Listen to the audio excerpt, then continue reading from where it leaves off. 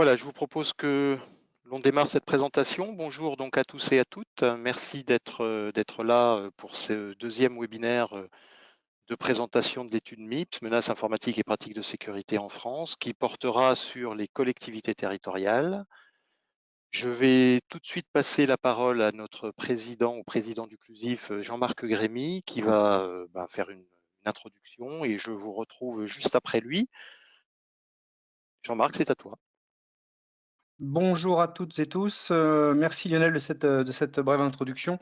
Je voulais juste vous faire part déjà de quelques actualités du CLUSIF. Vous expliquer pour ceux qui ne connaîtraient pas le CLUSIF aujourd'hui, nous sommes une association, l'association de référence dans le monde de la sécurité de l'information qui est tenue le monde de la cybersécurité.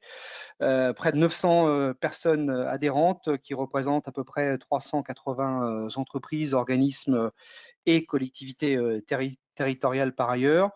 L'adhésion au CLUSIF permet de participer à des groupes de travail, des conférences et permet aussi cette adhésion de financer des études, des travaux de recherche dont l'étude MIPS est sans doute la plus importante que nous réalisons tous les 2 ans. Donc je laisserai revenir Lionel Mourer sur cette présentation. En termes d'actualité du CLUSIF, nous avons tenu notre assemblée générale hier. Donc, 2 faits marquants de cette assemblée générale que je souhaitais partager avec vous, c'est que le CLUSIF change de nom. Et donc, le CLUSIF ne s'appellera plus CLUSIF, mais va s'appeler CLUSIF. Donc, pour la blague, en fait, on a abandonné l'idée d'avoir le club de la sécurité et de l'information français. Enfin, je ne reviens pas sur l'Assemblée générale.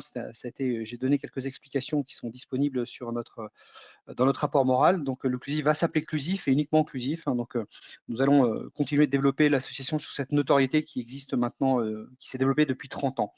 Deuxième point, c'est que le CLUSIF va rentrer dans une démarche de reconnaissance d'utilité publique pour plein d'avantages juridiques, fiscaux pour certains de nos adhérents et surtout de visibilité, de partenariat que nous souhaitons plus fort encore avec la sphère publique et la sphère privée. Donc, nous aurons l'occasion de revenir sur cette démarche de reconnaissance d'utilité publique. Comme fait marquant pour l'actualité inclusive de ces dernières semaines, au-delà de notre assemblée générale, nous sommes lancés dans une refonte de nos outils collaboratifs, le site internet, l'extranet pour nos adhérents. En termes de collaboration, la crise nous a obligés, nous nous sommes mis plus largement aux outils collaboratifs. On avait déjà Tixeo pour les webconf internes occlusifs, mais on a maintenant GoToMeeting, GoToWebinar pour les conférences telles que celle-ci. Donc on a une certaine expérience plutôt assez positive de l'usage de cet outil-là et Lionel vous expliquera un petit peu comment interagir avec les intervenants. Et nous finalisons des travaux de rénovation du CLUSIF, c'est-à-dire des locaux, on a 145 mètres carrés dans Paris, rue de Mogador. Et donc, nous sommes en train de réaménager pour accueillir dans de bonnes conditions, dans de meilleures conditions de convivialité et d'espace nos différents adhérents pour les groupes de travail et les espaces de réflexion que nous menons tout au long de l'année. Le CLUSIF, c'est aussi... hop, Cyril, le slide suivant. Merci. Donc, c'est cette étude MIPS, hein, menaces informatiques et pratiques de sécurité 2020. Donc, je laisserai Lionel développer. Je remercie d'ailleurs aujourd'hui devant vous Lionel Mourer, l'animateur de ce groupe de travail qui a lieu tous les 2 ans, qui est administrateur du CLUSIF aussi. Cyril Bras qui va vous faire la présentation de la partie collectivité territoriale. Et puis, vous aurez en troisième partie mardi prochain, Jérôme Notin de cybermalveillance.gouv.fr qui vous présentera la partie internaute. Donc, je remercie les 3 animateurs du travail qu'ils ont fait, parce que c'est un travail, excusez-moi l'expression, mais c'est un travail de dingue hein, quand même de compiler et de rédiger tout ça. Je remercie tous les membres du groupe de travail qui ont participé à ce travail de fourmis d'analyse, de challenge pour pouvoir comprendre et donner un peu de sens à tous ces chiffres. Hein, c'est jamais facile.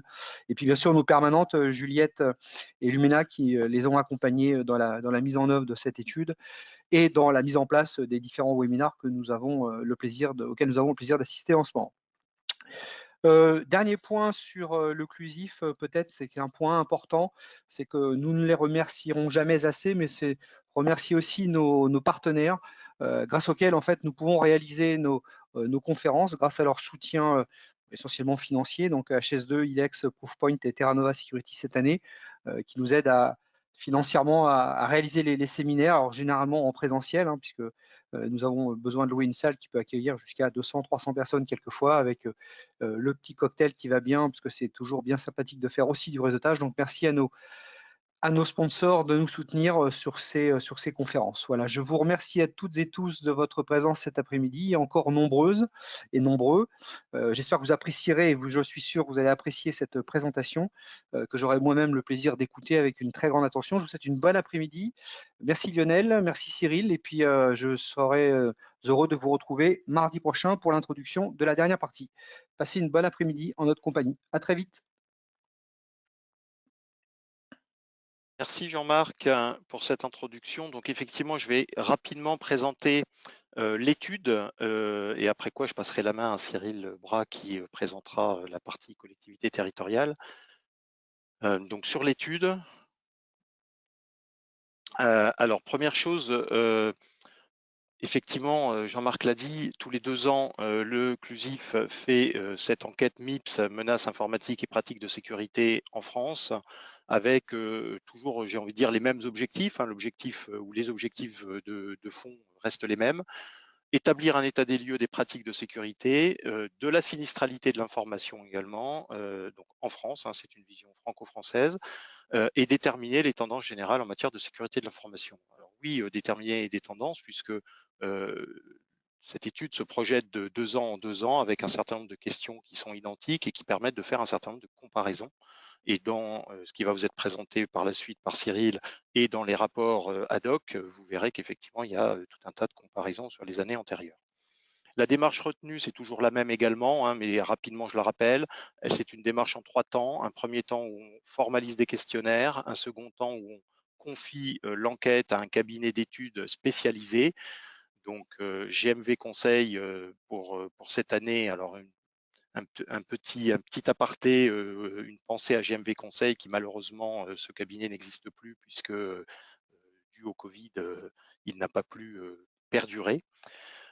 Et enfin, les résultats qui nous sont fournis sous forme statistique, qui sont analysés par un groupe d'experts, donc environ 25 personnes composant ce groupe d'experts, et qui permettent d'en sortir, d'une part, un rapport complet sur les 3 thématiques que je vais vous montrer juste après, et également les restitutions des résultats.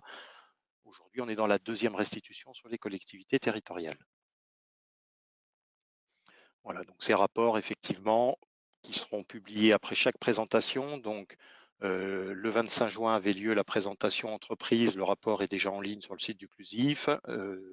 Aujourd'hui, présentation des collectivités territoriales. Le rapport sera mis en ligne après la présentation. Et puis, le 7 juillet, vous aurez effectivement la présentation sur la partie internaute. Et donc, à partir du 8, vous aurez l'intégralité du rapport des 3 thématiques.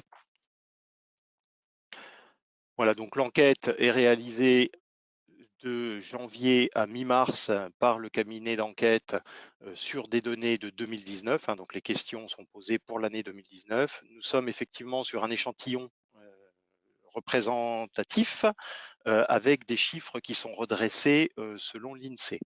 Donc on est dans une étude qui statistiquement est valable. C'est la seule en France de ce type-là qui permet effectivement d'avoir des chiffres qui soient raisonnablement réalistes.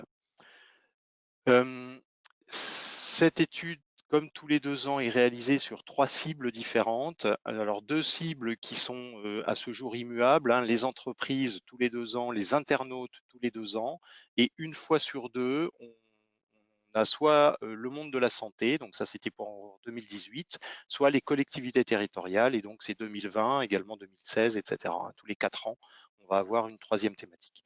Alors l'étude va évoluer, j'en dis 2 petits mots très rapides tout de suite, va évoluer vers un nouveau modèle où on aura tous les 6 mois un des 4 thèmes, hein, parce que vous l'avez compris, on a 4 thèmes, entreprise, santé, collectivité territoriale et internaute. Ce qui permettra tous les 2 ans d'avoir chacun des thèmes qui sera récurrent. C'est le cas aujourd'hui déjà pour entreprises et internautes, mais ça n'est pas le cas pour collectivité territoriale et santé, donc ça sera le cas.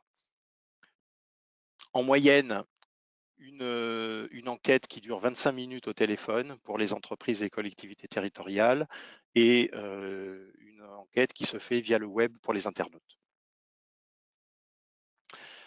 Les thématiques concernant les entreprises et les collectivités territoriales en matière de sécurité de l'information, ben, j'ai envie de dire, on n'a pas inventé la poudre, hein, on a été chercher des choses qui fonctionnent, qui existent et qui fonctionnent déjà. Et typiquement, là, on va retrouver les thématiques, alors soit de l'annexe A de l'ISO 27001, soit de la norme ISO 27002, hein, c'est selon, mais c'est bien la même liste de thématiques. Et donc, on retrouve les 14 thèmes de la sécurité de l'information, tant informatique bien sûr, mais aussi organisationnel, fonctionnel, RH, services généraux, etc. Et donc ça nous permet d'avoir quand même une vision assez exhaustive des problématiques de sécurité de l'information. Côté internaute, un questionnaire qui porte sur 4 volets, 4 domaines. Un premier domaine sur le profil des internautes et l'inventaire informatique qu'ils ont chez eux. Alors informatique au sens très large, hein, on parle aussi de frigo connecté par exemple, hein. Pas seulement les PC ou les tablettes ou les smartphones, hein, ça va bien plus loin que ça. Une vision de la perception de la sensibilité aux menaces et aux risques, l'usage que font les internautes d'Internet hein, au sens global, et enfin les moyens et les comportements de sécurité. Donc on croise un petit peu tout ça et l'ensemble des résultats de cette partie enquête internaute vous sera présenté la semaine prochaine, le mardi 7. Voilà, pour finir cette présentation de l'étude très rapide, bien sûr, l'ensemble de ces éléments seront repris de façon beaucoup plus précise et beaucoup plus complète dans le rapport qui sera publié donc dès la fin de la présentation. Un grand merci, Jean-Marc l'a dit tout à l'heure, mais je me permets de le répéter, hein, d'une part aux responsables de thème, donc à Jérôme, Cyril en particulier, qui ont porté le thème collectivité territoriale et internautes. Pardon, on reviendra dessus dans la suite de la présentation. Ensuite, aux experts et à l'expert, puisqu'on avait une dame dans le comité d'experts cette année-ci, qui nous ont donc aidé à formaliser l'ensemble du rapport et des présentations ad hoc. Bien sûr au président, à Jean-Marc et au conseil d'administration du CLUSIF, hein, qui continuent à nous faire confiance sur cette étude. Donc un grand merci à eux.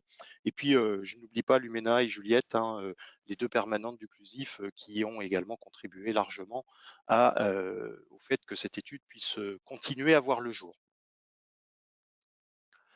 Voilà, donc là maintenant je vais passer la parole à Cyril Bras, responsable de la sécurité des systèmes d'information, donc RSSI, de Grenoble-Alpes Métropole, de la ville de Grenoble également et du CCAS, qui a porté le thème collectivité territoriale et qui va vous le présenter en détail sur l'ensemble des thématiques, donc ISO 27002, les 14 thématiques qu'on a entreaperçues rapidement tout à l'heure. Cyril, c'est à toi. Merci Lionel, et bonjour à toutes et à tous. Donc, merci de venir assister à cette restitution sur les collectivités territoriales. À mon tour, je voudrais aussi remercier les 202 collectivités qui ont participé à l'étude, qui sont réparties sur les différents types d'institutions qu'on peut rencontrer dans les collectivités territoriales et qui permettent d'avoir un peu une vision du terrain et d'état de la cybersécurité dans ces différentes entités. Je voudrais aussi remercier les 21 membres de notre comité qui ont aidé à analyser tous ces résultats et qui ont permis l'élaboration de cette étude. Bon, maintenant, on va rentrer dans le vif du sujet. Donc, je ne reviendrai pas sur la méthode qui a été utilisée pour vraiment homogénéiser les résultats. Sur les collectivités qui ont été sollicitées, les 202, ça représente 16% de celles qui ont répondu. Néanmoins, c'est suffisamment représentatif par rapport à ce qui a été observé. Ça correspond vraiment à l'état des lieux. Ce qu'on observe, c'est que 20% des répondants étaient des RSSI. Donc, ça veut dire que les réponses que l'on a en termes de cybersécurité ne sont pas forcément données par les experts en cybersécurité de la collectivité. Et là, encore une fois, ça permet d'avoir une vraie vision de ce qui se produit dans ces entités. Donc tout d'abord, on va commencer par quelques constats. Voilà. Au niveau des collectivités, la dépendance à l'informatique est toujours forte. C'est une constante hein, par rapport aux études précédentes. Là, c'est toujours le cas. C'est resté, voilà, ça reste un élément incontournable. On constate aussi que le budget dédié à la cybersécurité, il est méconnu. Il n'est pas pérenne d'une année sur l'autre. Du coup, la question qu'on peut se poser en regardant l'étude, c'est est-ce que le budget SSI, ce n'est pas une variable d'ajustement en fait? Et d'un autre côté, on observe aussi que il est en progression et plutôt constant. Donc ça reste quand même plutôt positif dans la prise en compte de la cybersécurité. Alors, ces constats, on peut aussi les expliquer, hein. La dépendance forte à l'informatique, c'est parce que les collectivités sont en pleine transformation numérique. Donc, qui dit transformation numérique, des usages de l'informatique. Et donc, forcément, si l'informatique ne marche pas, on a du mal à rendre un service opérationnel aux citoyens.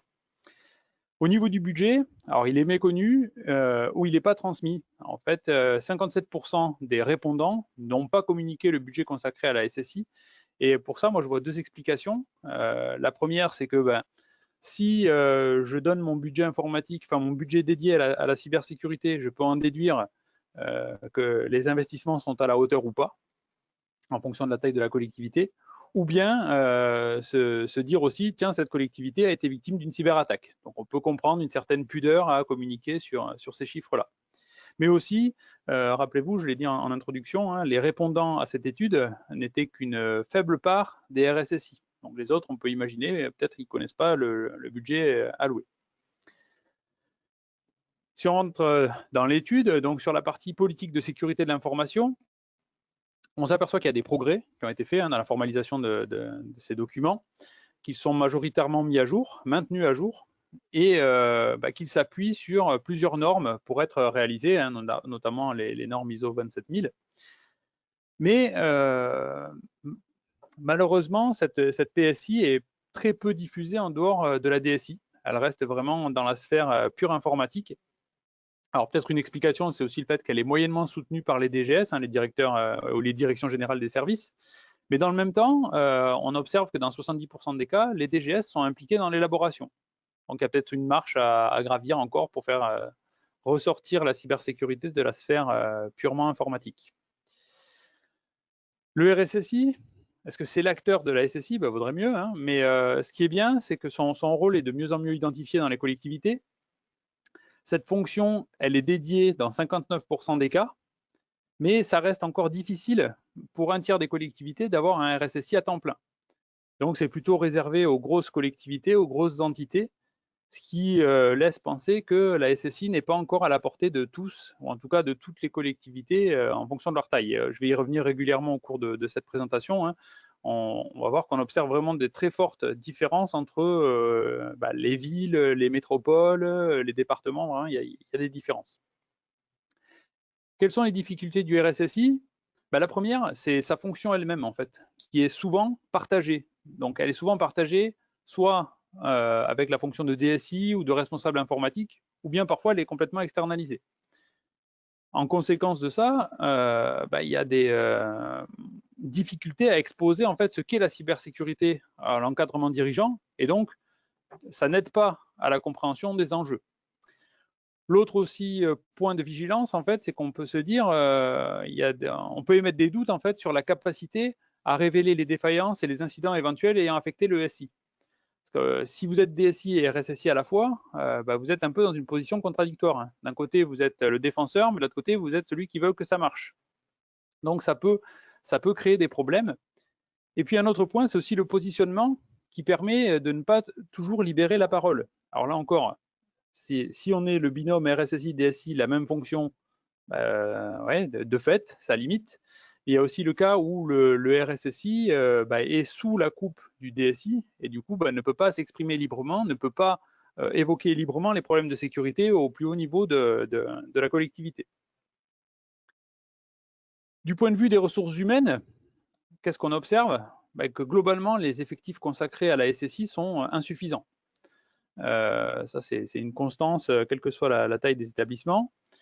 Un autre point aussi, là, c'est plus sur le fonctionnement général où les collectivités ont du mal à gérer les départs et les changements de poste, ce qui fait qu'on se retrouve avec des utilisateurs qui conservent leurs droits en fonction de toutes les missions qu'ils ont pu occuper au sein d'une même collectivité. Au niveau des points positifs, c'est que par contre, on a des chartes d'usage qui sont largement déployées, qui s'appliquent à tout le personnel à 97%, qui sont étendus aux prestataires et aux fournisseurs à 37%. Mais par contre, la question qu'on peut se poser, c'est qu'en est-il des élus? Là, dans l'étude, il n'y avait pas de réponse à ce sujet, savoir si la charte d'usage s'appliquait aux élus ou pas.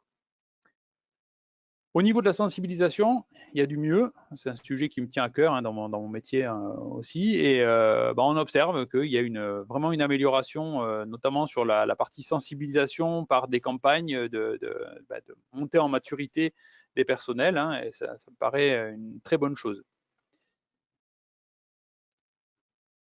Si maintenant on passe sur la prise en compte de la gestion des actifs, là on constate que il y a un inventaire qui est fait, il y a une classification qui est faite, il y a eu une très forte progression, ça a été multiplié par 4 en 4 ans, mais par contre, c'est mis en œuvre que par 1/5 des collectivités.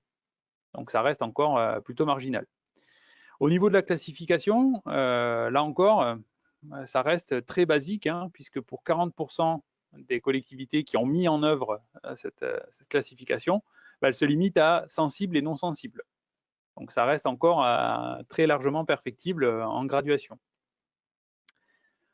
Au niveau des risques, alors là aussi, il y a un inventaire qui est réalisé, mais un peu à la Prévert, sans analyse formelle. Alors que dans le même temps, on met en œuvre des plans pour réduire ces risques. Mais encore une fois, les questions qu'on se pose en lisant cette étude, c'est est-ce que les risques, est-ce qu'ils ne sont pas traités de façon empirique en fait? C'est-à-dire que ça se produit, on gère et au fur et à mesure sans avoir vraiment une vision globale. Donc là aussi, c'est encore un point d'attention. Si maintenant on bascule sur l'accès au SI, là par contre, on constate qu'il y a eu des progrès. Globalement, les moyens de contrôle sont homogènes de plus en plus, ce qui est très bien. Ils sont aussi de mieux en mieux gérés. Alors même si, dans ce que j'ai dit juste avant, on a du mal à gérer les changements de fonction et les départs, par contre, quand ils sont là, on est capable d'administrer correctement, de gérer correctement. Et ils sont surtout bien mis en œuvre pour les administrateurs, ce qui est une bonne chose. On observe aussi que des politiques de mots de passe et de renouvellement de mots de passe sont mis en œuvre dans la plupart des collectivités, ce qui est aussi une très bonne chose.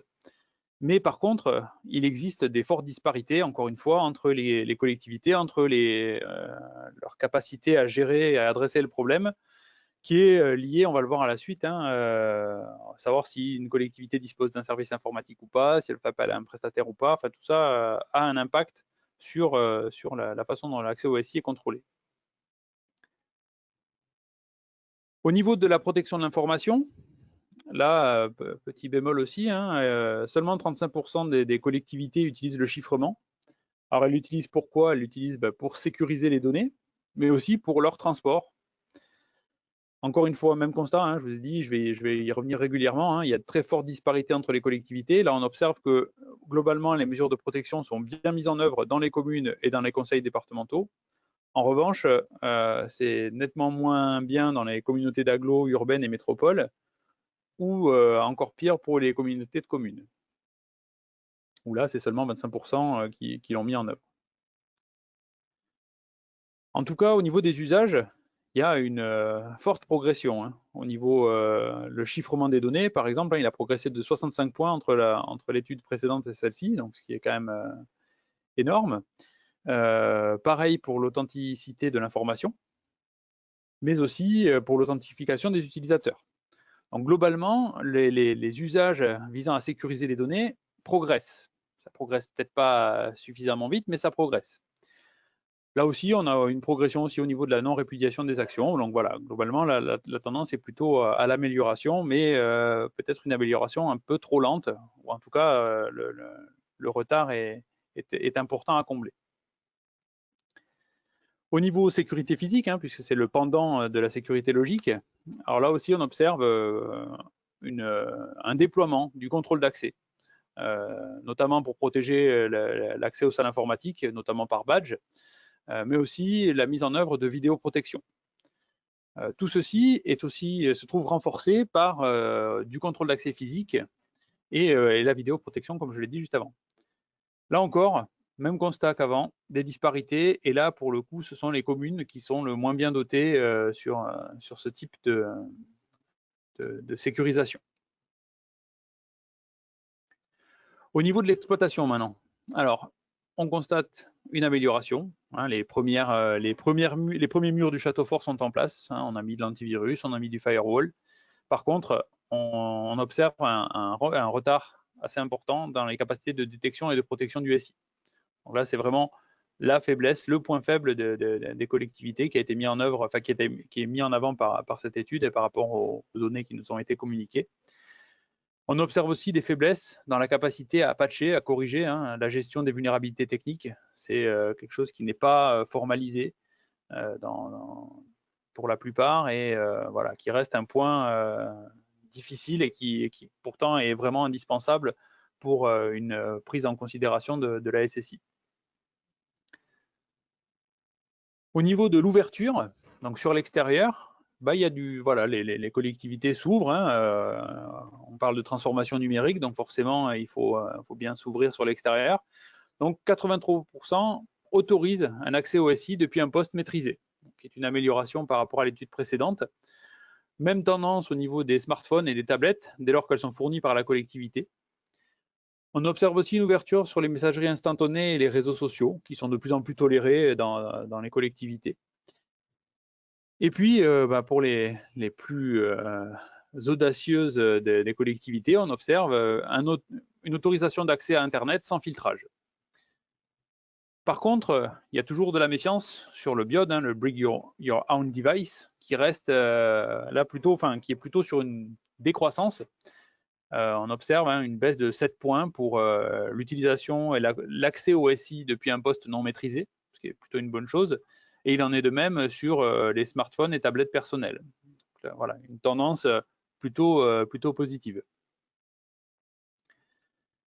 Au niveau du développement, alors, avec l'arrivée du RGPD, c'est vrai que c'est quelque chose que je n'ai pas dit en introduction, mais cette étude, c'est la première qui est menée depuis l'entrée en vigueur du RGPD. Donc, ça a amené des aspects réglementaires et notamment le concept de security by default. Malheureusement, au niveau des collectivités, il y a très peu de compétences en développement. Vous l'avez sur le graphe à l'image. Vous voyez, 90% des collectivités ne savent pas adresser, n'ont pas de compétences pour faire du développement sécurisé. Du coup, les conséquences de cela, les exigences posées dans les cahiers des charges sont souvent minimalistes et aggravées par le fait que personne n'est en capacité de vérifier si les mesures mises en œuvre par les solutions retenues sont en adéquation avec les exigences de sécurité. Donc plutôt, on observe des choix de solutions sur étagère ou le recours à des prestations de développement. Du coup, ça fait le lien avec la partie précédente, à la relation avec les fournisseurs. Donc 60% des collectivités recourent à de l'externalisation. Que ce soit en partie ou en totalité, là encore, ça dépend clairement de la taille de la collectivité. Plus la collectivité est petite, plus elle a tendance à externaliser, à avoir recours à des prestataires extérieurs, puisqu'elle n'a pas les compétences en interne. Globalement, elles essayent de s'assurer que les prestataires tiennent la route en termes de cybersécurité en faisant des audits, mais là encore, petit bémol, les audits sont faits, mais il n'y a pas d'indicateur en fait. Donc on n'est pas capable de faire un suivi dans le temps, de savoir si le prestataire s'est amélioré ou dégradé. Donc ça, c'est aussi un axe d'amélioration à prévoir. Au niveau du cloud, là aussi, grosse ouverture, 62% des collectivités y ont recours. C'est vraiment une explosion entre 2012 et 2020. Donc pas l'étude précédente, mais celle d'avant. Je trouvais que c'était pertinent de vraiment faire la comparaison entre ces deux études. Donc c'est quelque chose qui explose, mais du coup, comme ça explose, eh bien, il y a du mal à l'encadrer. Et ça, c'est vraiment un problème, puisque il y a des clouds qui se retrouvent hors contrôle de la DSI ou du RSSI, donc un peu du shadow IT. Et dans la plupart des cas, il n'y a pas de politique cloud. Donc ça veut dire que on peut faire un peu tout et n'importe quoi. C'est un peu problématique. Au niveau de la gestion des incidents, donc là, quelque chose qui ressort de cette étude, c'est l'arrivée des rançongiciels, notamment sur les conseils territoriaux et les villes. On a une entité qui a communiqué sur l'impact financier d'une telle attaque, 400 000 €. Donc c'est quand même, c'est pas rien pour une collectivité, tout dépend de la taille encore une fois, mais c'est quand même pas négligeable. Malheureusement, ce qu'on constate, c'est que pour la plupart des collectivités, le rançongiciel, c'est un risque qui est largement sous-évalué. Parce que la plupart qui en ont été victimes ont été capables de récupérer leurs données.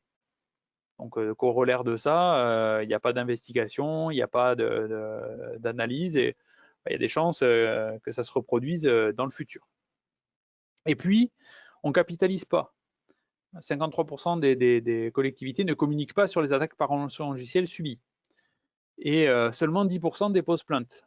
Alors là encore, on peut supposer que c'est lié à la difficulté que peuvent avoir les personnes en charge de la sécurité à déposer plainte pour la collectivité pour un incident de cybersécurité.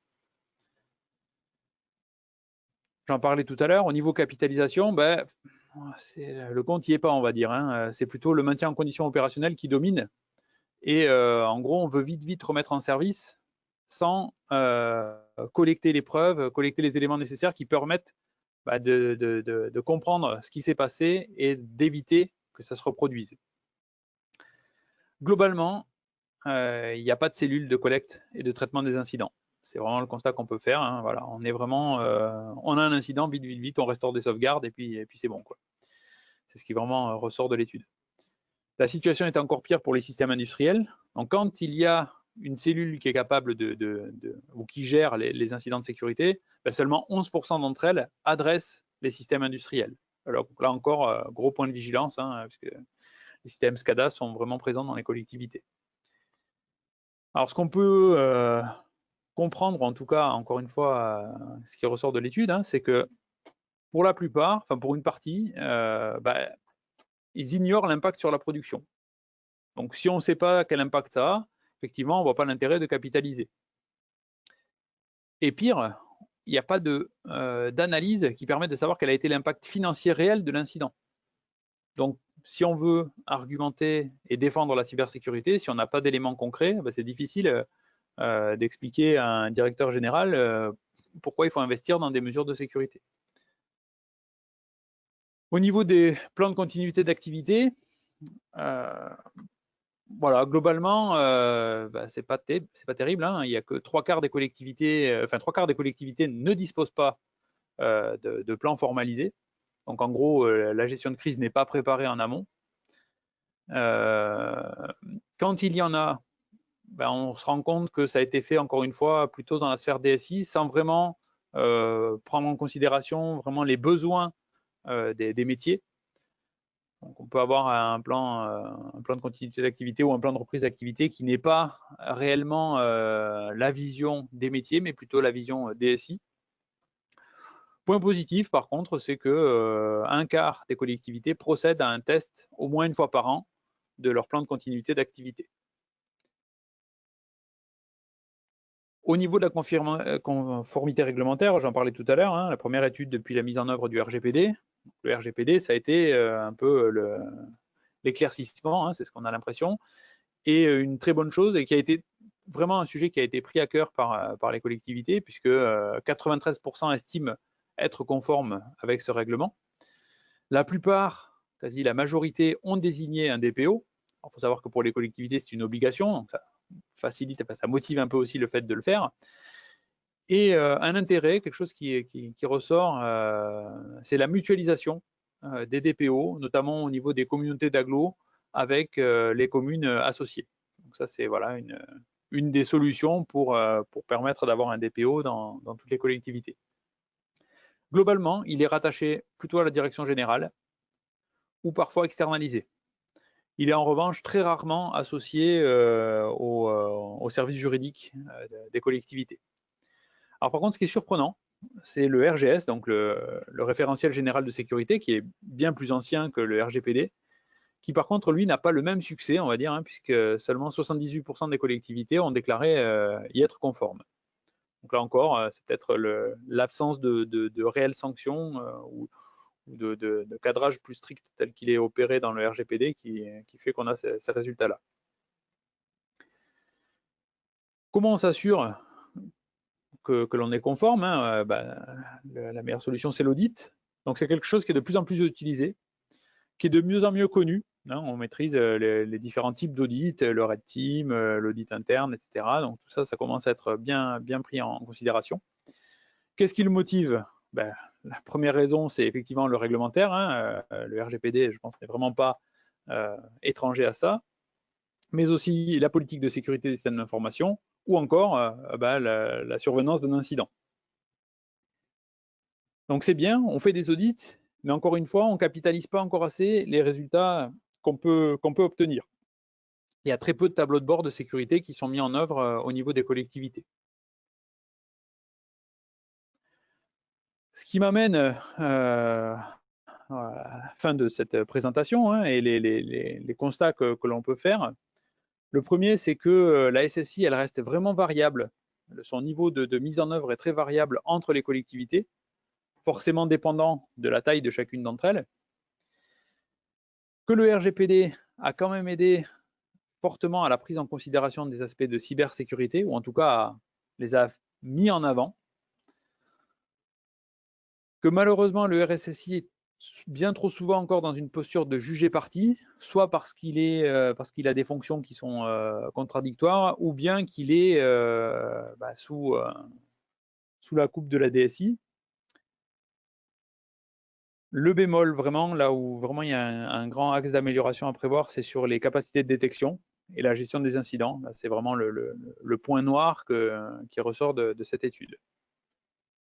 Les points positifs, c'est que globalement, la situation s'améliore. Par rapport à l'étude précédente, c'est indéniable, on observe une amélioration. Globalement, les collectivités, elles doivent faire en sorte que la cybersécurité ne soit plus perçue comme un frein. En fait, c'est plutôt un axe d'amélioration et un gage de confiance qui permet aux citoyens d'utiliser les moyens numériques mis à disposition dans des bonnes conditions. Voilà, j'en ai terminé. Donc maintenant, je suis prêt à répondre à vos questions avec plaisir. Merci Cyril. Juste pour rappeler, puisque je ne l'ai pas fait en début de présentation, pour les questions, donc vous pouvez utiliser dans le panneau de configuration de GoToWebinar la partie questions et directement formaliser vos questions dedans et Cyril pourra y répondre. À vous. Merci beaucoup Cyril. Alors j'ai une première question. Dans la gestion de risques, les collectivités territoriales adoptent-elles les pratiques d'exigence du RGS, la démarche d'homologation? Oui, c'est ce que j'ai mis à 78%, mais c'est pas le même enthousiasme qu'on pourrait observer avec la conformité avec le RGPD. C'est ce qui ressort vraiment de l'étude. Alors, on a une question. Tout à l'heure, vous parliez des conseils territoriaux. Est-ce qu'il s'agissait des conseils départementaux ou des conseils départementaux plus régionaux? Alors, c'est vrai que j'ai pas précisé en introduction. Oui, c'était un regroupement des départementaux et régionaux. Alors, beaucoup de collectivités récupèrent les données, 79% après ransomware. Combien paie la rançon? Il n'y a pas eu de réponse sur. Je pense que la question n'a pas été posée d'ailleurs. Mais non, il n'y a évidemment pas de réponse. Ce qu'on peut dire en tout cas, moi je conseille fortement de le faire, mais qui paye une fois paye toujours, hein, c'est le principe. Donc même s'il n'y a pas de chiffre, c'est le conseil qu'il faut retenir, je pense plutôt. Quelle est la situation des collectivités vis-à-vis des cyberassurances? Est-ce que c'est envisagé? Oui, alors c'est vrai que je ne l'ai pas mis sur les transparents parce que ce n'était pas quelque chose qui était vraiment notable. Donc des collectivités y font appel. Maintenant, ce qu'on peut se poser aussi comme question, c'est comment un assureur est-il prêt à couvrir un risque qui n'est pas maîtrisé? Donc, ça peut expliquer aussi pourquoi le recours aux cyberassurances n'est pas très répandu dans les collectivités. Alors, on a une question qui évoque la conclusion sur les RSSI jugés partis par rapport à la DSI. L'auditeur nous dit que on parle même maintenant de DSN, il est rattaché à la DGS et il a pas mal de soucis vis-à-vis de la DSN. Quelle est la meilleure posture? Il y a pas, dans l'étude, il y a rien qui ressort. Juste ce qui ressort, c'est cette position. En fait, on pourrait croire que la cybersécurité est traitée au bon niveau, puisque quand on regarde dans l'étude, on s'aperçoit que le RSSI est plutôt globalement rattaché à la Direction générale des services. Mais le problème, c'est que quand il cumule cette fonction avec la fonction de DSI, d'un coup, il se retrouve dans une posture qui n'est pas tellement tenable. Parce que d'un côté, reconnaître qu'on a eu un incident, ça veut dire qu'on a quelque part eu une faiblesse dans son SI. Et donc, ça libère pas trop la parole. C'est plutôt ça qui ressort. Il n'y a pas de conseil, il n'y a pas de meilleure posture, si ce n'est de vraiment séparer les rôles. Ça paraît évident quand on lit le rapport. Alors, on a une question sur les audits pour savoir si les collectivités passent par des audits extérieurs. Ah oui, oui, tout à fait. Ouais. Pareil, j'ai préféré être synthétique pour pas trop dévoiler toute l'étude, mais les audits sont principalement externes. Oui, oui, tout à fait. Comment sont impliqués les centres de gestion et le Centre national de la fonction publique territoriale? Il n'y a pas de questions sur ce sujet-là qui a été soumis aux volontaires qui ont répondu à l'étude, donc je ne peux pas répondre. Existe-t-il des collectivités certifiées ISO 27001 et sinon, pourquoi? Pareil, alors il me semble pas que c'était une question qui a été indiquée, mais je peux me tromper, hein, je me souviens pas de tout par cœur. En tout cas, la norme ISO 27000, c'est vraiment ce qui ressort comme le référentiel préféré, on va dire, des collectivités. Mais dire si des collectivités ont été certifiées ou pas, il me semble pas que la question ait été posée dans l'étude. Le faible taux de réponse, 16%, ne biaise-t-il pas les résultats, 93% conformes au RGPD? Bah, on peut se dire que alors déjà les résultats ont été redressés et globalement, parce que dans le comité d'experts, il y avait quand même pas mal d'acteurs de collectivités, on a trouvé que globalement, c'était plutôt représentatif de la réalité. Sachant que pour une collectivité, à la différence d'une entreprise, la nomination d'un DPO est une obligation. Donc il y a de fortes chances quand même que globalement, la plupart des collectivités aient bien un DPO. C'est ce qu'on peut en déduire. Évidemment, c'est une faible proportion de réponses, mais je pense que le sujet est vraiment bien adressé par les collectivités. Et on a deux questions-remarques qui vont exactement dans le même sens. Un auditeur qui nous dit que le taux de conformité lui semble plus qu'optimiste. Et un autre qui nous dit comment 93% des collectivités peuvent-elles s'estimer en conformité avec le RGPD alors que 25% des collectivités n'ont pas encore désigné leur DPO, qui est pourtant obligatoire depuis plus de 2 ans. Alors, je vous rappelle ce qui a été dit en introduction. Hein. Les répondants à l'étude n'étaient pas nécessairement des RSSI. Donc, il peut y avoir vraiment une vision qui est biaisée hein, dans la perception de comment ce RGPD est mis en œuvre. Encore une fois, nous, on se contente juste de commenter les résultats des analyses. Alors, on change de thème. A-t-on un comparatif entre les collectivités territoriales et la fonction publique d'État en matière de PCA, PRA? Pas à ma connaissance. En tout cas, pareil, dans l'étude, il n'y avait rien qui permettait de le faire. À part les rançongiciels, quelles sont les autres menaces informatiques qui guettent les collectivités? Alors, la menace qui ressortait en deuxième, c'est plus la menace, enfin, c'est la menace physique, on va dire, l'incident matériel, une panne de climatisation, une panne d'électricité. C'était ça le deuxième élément qui ressortait après les rançongiciels. Alors, une remarque, les chiffres qui semblent très optimistes pour les petites communes, la SSI peut-elle être mutualisée? Ben là, c'est pareil, c'est peut-être une piste à explorer. Il n'y a rien dans l'étude qui en parle, mais à l'image de ce qui a été fait pour les DPO qui sont mutualisés dans beaucoup de communautés d'agglo, ça serait peut-être pas mal d'avoir ce même genre de réflexion au niveau des EPCI qui sont voilà, qui peuvent être l'entité suffisamment conséquente pour se permettre, entre guillemets, un RSSI. Sûr que pour les petites communes, moi je le vois à l'échelle de Grenoble, sur les petites villes, ça peut être très difficile hein, pour une petite communauté de payer un RSSI à temps plein ou tout simplement d'avoir un informaticien. Donc oui, la piste de la mutualisation semble une bonne idée. Peut-être repréciser encore une chose à propos du rôle du RSSI, puisque un auditeur nous dit vous semblez dire que le RSSI ne devrait pas se trouver dans la DSI, et pourtant, Il fait partie de la fiche métier CNFPT ou SIGREF qui le place dans la DSI. Donc peut-être repréciser encore. Bah oui, là c'est peut-être une évolution, hein. Le métier de RSSI a changé au fil du temps. Le risque cyber a aussi augmenté. Et pour moi, et les collègues qui ont participé à l'étude, hein, on ne peut pas être à la fois dans une posture de juger parti. C'est-à-dire que si vous êtes dans la DSI et que vous devez adresser des problèmes de sécurité, si c'est en même temps la personne qui vous commande, ça vous place dans une position délicate et peut-être ne pas libérer totalement la parole, quoi. Ou encore, comme je disais tout à l'heure, hein, c'est encore pire quand la fonction est cumulée entre RSSI et DSI, puisque là, vous êtes vraiment dans la posture de juger parti. Je me permets, hein, c'est quelque chose que l'on retrouve également, hein, dans la partie entreprise, hein, tout à fait. Et c'est vrai que c'est une vieille histoire de la position du RSSI sur lequel l'occlusif est assez au clair.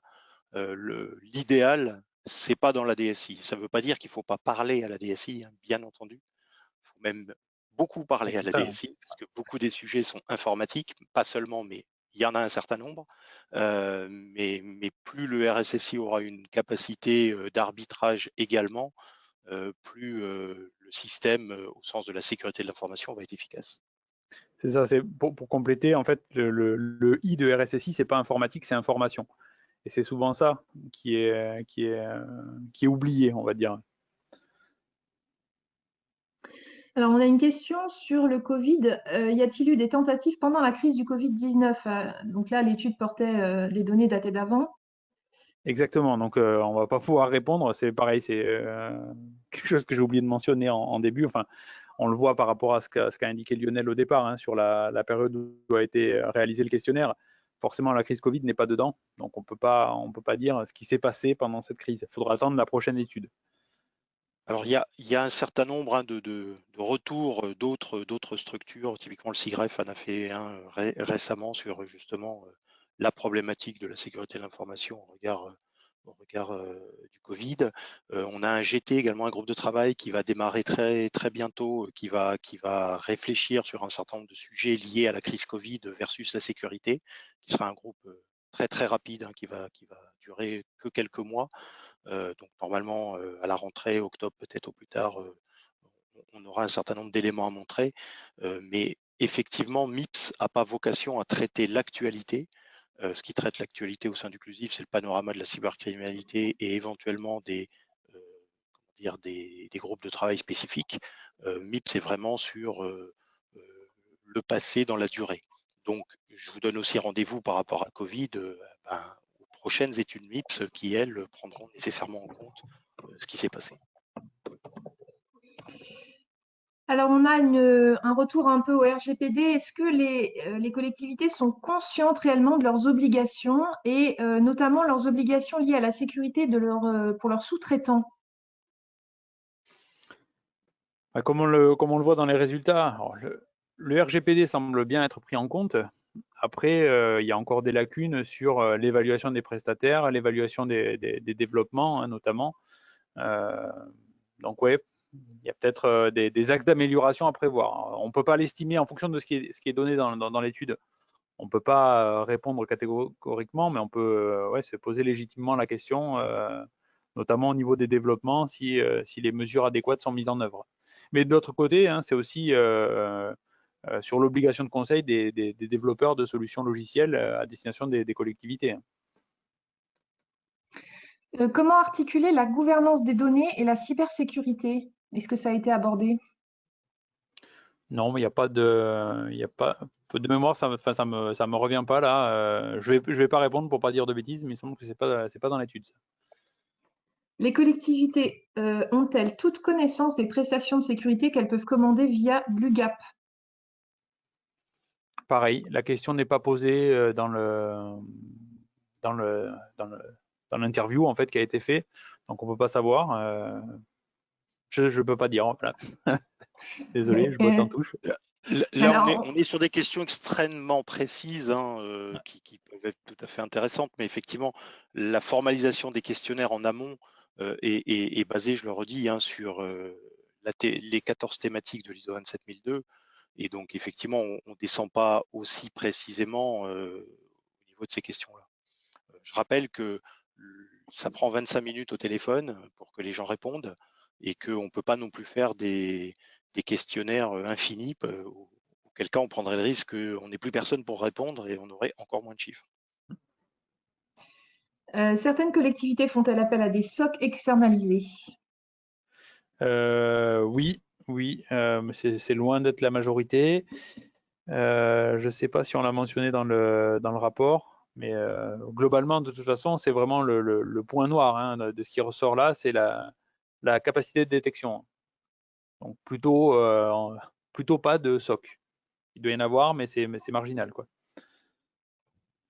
Avez-vous une donnée sur le nombre de fonctionnaires dédiés SSI, ETP avec uniquement les missions SSI dans le temps? Non, c'est pas, non, il y a rien comme ça là sur l'étude. On voit juste ce qui ressort, c'est que c'est une difficulté pour beaucoup de collectivités d'avoir des fonctions dédiées à ça. D'avoir un poste complet de RSSI, c'est compliqué, et que globalement, la ressource humaine dédiée au traitement de la cybersécurité est faible. Alors, on a une question qui est une demande de conseil. Quelles démarches sont à engager pour sensibiliser à la sécurité les instances dirigeantes et les élus afin de mettre en place des moyens pour démarrer des démarches de RSSI? Et globalement, que conseillez-vous? Par quelles actions démarrer? La sensibilisation, c'est vraiment le point de départ en fait. Hein. Moi, c'est ce que j'ai vécu, mais après, enfin, c'est plutôt répondre sur l'étude. Mais et puis finalement, on peut faire une ouverture sur la prochaine session MIPS. S'appuyer sur les supports qui sont proposés par Cybermalveillance ou l'ANSSI, c'est un bon point de départ. Hein. Moi, c'est quelque chose que je fais régulièrement. Imprimer des affiches ou des choses comme ça, c'est un début. Donc, s'appuyer sur ce que propose Jérôme Notin et Cybermalveillance, c'est un bon point de départ si on veut avoir de la matière. Après, s'appuyer sur les événements malheureux des collectivités, il suffit d'ouvrir le journal et il y en a régulièrement pour avoir des exemples. Alors, on a de nouveau des questions, hein, je les groupe un petit peu, qui sont liées à la question RH. Hein. Globalement, les collectivités ont-elles suffisamment de ressources humaines en cybersécurité? Est-ce que le manque de personnel qualifié est sous-estimé? Enfin, voilà, ce genre de questions. Bah, c'est la même réponse que tout à l'heure. Hein. C'est vraiment, il est faible. Il y a des difficultés dans le recrutement. Hein. Globalement, le marché il est en tension sur la cybersécurité. C'est peut-être aussi une des explications. Hein. Il y a peut-être des manques, d'une part, pour arriver à recruter la perle rare, et tout simplement une prise de conscience en fait, au plus haut niveau des collectivités sur l'impérieuse nécessité de protéger son SI. Est-ce que l'étude intègre des collectivités d'outre-mer?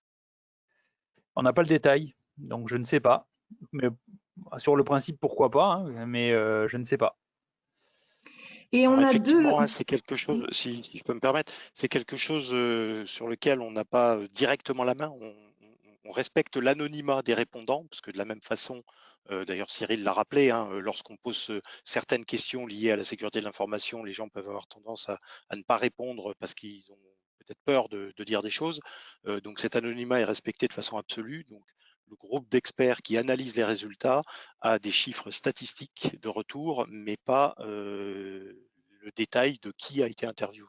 Donc on est bien sur la communauté française des RSSI et équivalents. Donc il est certainement qu'il y a des structures en dehors de la métropole, mais on n'est pas capable de donner avec précision la quantité en question. Et on a plusieurs fois la question, y a-t-il des DPO RSSI? Sûrement, c'est même une certitude. Dans l'étude, il me semble qu'il doit y avoir les chiffres, mais de mémoire, pareil, ça vous fera l'occasion d'aller lire dans le rapport. C'est pareil, c'est peut-être une question à se poser pour le futur. Est-ce qu'un RSSI DPO, c'est pas aussi être jugé parti? Puisque le RSSI, c'est plutôt le bras armé du DPO. Et encore une fois, il se retrouve dans une posture où il doit faire appliquer des mesures de sécurité. Donc, je ne sais pas. Allez lire le rapport. Alors, à partir de quelle taille de collectivité territoriale trouve-t-on un RSSI en moyenne? Alors, de tête, je sais pas, mais globalement, on va dire qu'à l'échelle des métropoles et des villes d'une certaine taille, en dessous, c'est plutôt, on va trouver plutôt des personnes en charge de la sécurité, mais des RSSI avec vraiment cette étiquette-là, c'est vraiment sur les grosses collectivités. Au-delà du rattachement dans une direction, a-t-on une idée du rattachement traditionnel au sein de la direction? Directeur, service, secteur? Selon moi, ça n'apparaissait pas dans l'étude. Simplement le rattachement, direction générale, DSI, direction des risques ou autre, mais pas la question, enfin pas de réponse à donner vis-à-vis de la question qui a été formulée. Et enfin, je crois que c'est la dernière question, existe-t-il des normes ou standards pour mettre en place une politique de cloud? Et là, je vous renvoie, d'ailleurs, j'en profite pour la prochaine publication Cloud et sécurité du CLUSIF. Bah voilà, on a une partie de la réponse. Après, suivant le niveau d'exigence, il y a quand même le Secnum Cloud de l'ANSSI, hein, suivant l'importance des données à héberger, qui est aussi un référentiel exigeant, mais sur lequel on peut s'appuyer. Eh bien, nous avons répondu à toutes les questions et merci encore Cyril pour cette présentation. Ben, merci de m'avoir écouté, sans me voir, mais au moins c'était partagé. Merci Cyril, Merci. merci à tous et toutes d'avoir participé donc à cette seconde présentation de l'étude MIPS qui concernait le deuxième thème, les collectivités territoriales. Vous êtes bien entendu tous invités pour la prochaine qui aura lieu le mardi 7 juillet, présentation du thème internaute par Jérôme Notin. Internautes, on l'est tous, donc potentiellement on peut s'attendre à avoir des milliers de personnes connectées. À très bientôt. Merci et au revoir. Au revoir.